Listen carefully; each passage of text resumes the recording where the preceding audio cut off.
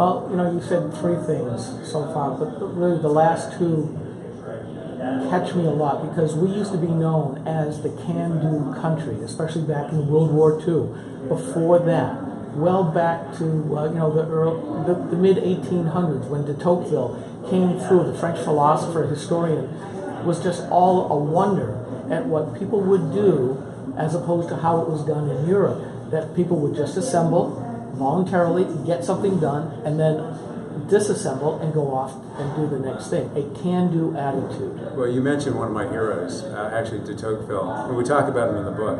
Oh, good. And because that spirit of volunteerism in the United States, and just as part of the American culture, part of the American spirit. Interesting that you also mentioned, Skip, the contrast with Europe, because I was in a recent business meeting with a fellow he's an American, who's been spent virtually all his career in London. And he was noting the contrast between Europe and America. He said, in Europe, it's all about, we have to ask the government what we can do. And we start with this presumption that we can't do things. In America, it's just the opposite. We start with the presumption we can do things. And I want to make sure that spirit is not lost, that we really revive that spirit, because if you have a positive outlook on the world, there are amazing things that can be achieved. Oh, you're absolutely right. And I'm going to come back to that point in a little bit, given the news of the day. Of course, being Granite Rock, we're watching everything. Absolutely. The can-do and the spiritual.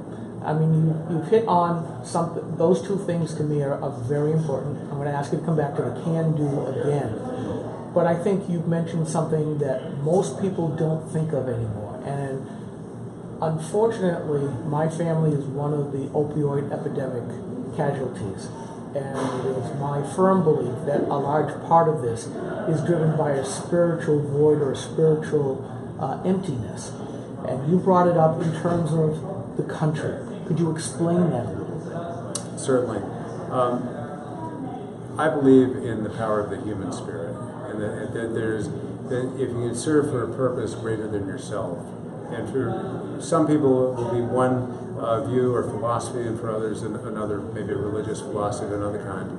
But if you have this view that there's a being and a purpose larger than yourself, it fills that void, that vacuum, those empty lives. One of the things that just makes me distraught is when I see people who are either so despondent and so down on their luck that they really don't believe in themselves anymore. And it's that belief in yourself, belief that if you can help your fellow man, it really makes you, not only do you help other people, but you help yourself in the process. And of the 28 chapters in your book, American Sunshine, how much of that really comes through how imbued is your writing with that sense of spiritualness? Because I can tell it's important. You will see it throughout the book, but of the 5 major sections in the book, one of the sections is devoted entirely to that spirit of belief. Very good. The can-do approach.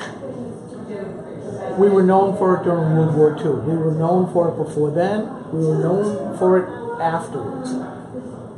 But I wonder what your opinion is when I say, have we lost that sense of can-do? And I go back to the Hurricane Katrina back in New Orleans, and all you saw were people lifting their arms up, save us, government. And yet, I contrast that, and I got into trouble for doing so. A couple of years later, the massive floods up in the Midwest, where people were being asked by government, well, what can we do to help? What can we do to help? Just give us the sandbags and we'll take care of it ourselves. A severe contrast. Is it a case where America is tilting more towards the government, the European model, that government is supposed to be in charge? Or is there still hope for the can-do as exemplified by those upper Midwesterners saying, get out of our way, we'll take care of it? Well, I certainly hope we're not tilting toward the European side. And sometimes I think the media exacerbates elements of that. My experience is much the same as you described in the Upper Midwest. That at the real heart of America is what you described in that idea of helping and volunteering. And where you see it, Skip, is you see it in our heartland, you see it in our small towns. I'm from a small town here in Newport, New Hampshire, and you really see it in our communities, strength, our spirit. When someone really needs help, the community comes out and does amazing things for those people. You were happy I brought up de Tocqueville, and I didn't know that you were a student of him. There is certainly a political divide, and it speaks to the heart of American sunshine. Who should be in charge? Who should be doing what? And part of the notes that I have said, government can't do it all. So I'm looking for a little bit of a clarification. How much should government be doing versus how much should we be doing of ourselves? Because I'll go back to the original Founding Fathers model, which was to have a very limited government, an expansive civil society where most of the interactions were to happen among the individual people. Excuse me. Yes. That's okay. 1:30 you said tomorrow? 1:30 tomorrow. Sorry. Old Courthouse. That's okay. Do you want to wind that question up again? Yes. Yeah. So the question I have out of my notes is that government can't do it all. And it goes to part of the political divide that you intimated at the beginning of this series. The Founding Fathers' vision was to have a very limited government, an expansive civil society where most of the interactions between citizens were to happen, and it was to be self-governing. And then the individual. So the civil society was supposed to be that buffer between government and the individuals.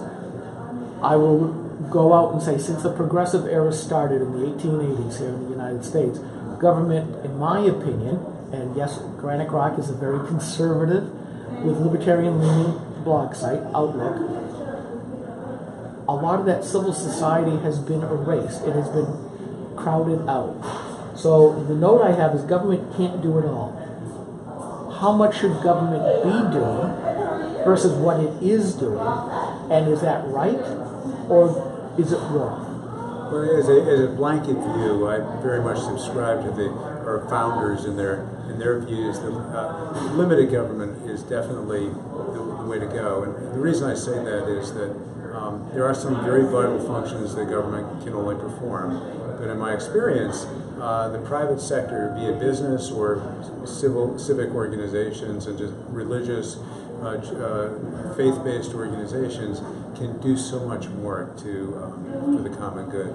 And one of the observations that you'll see in the book is that over the years, what has happened is that our bureaucracy has inevitably expanded.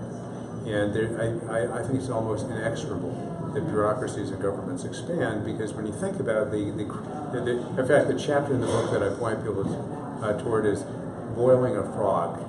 It's called Boiling a Frog, and the reason is this. If you take a frog and you put him into a pan of sort of warm water, and you turn that and you make it immediately hot, that frog is going to jump out. He's going to just jump out of that, sort of get out of that pot. On the other hand, if you put him in a pot of lukewarm water and just gradually expand the temperature, warm it up degree by degree, there's never going to be a point at which that frog jumps out. You're going to boil the frog. And I fear that that's what happens in our own government and governments generally. That we as a people are very forgiving people, and so one more regulation, one more law, one more restriction on our freedoms, and we're not organized the way government is. Government goes into the office every day with this mission of perhaps thinking that they're doing good, but they're also creating more restrictions on our lives.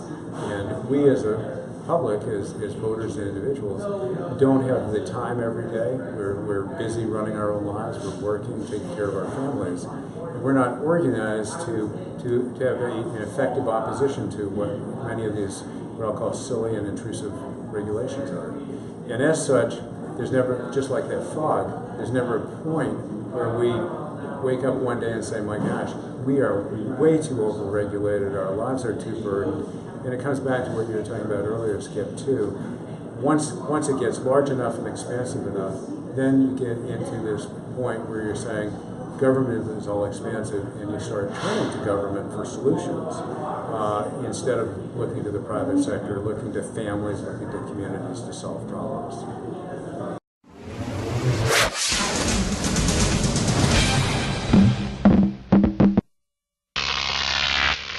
Croc TV.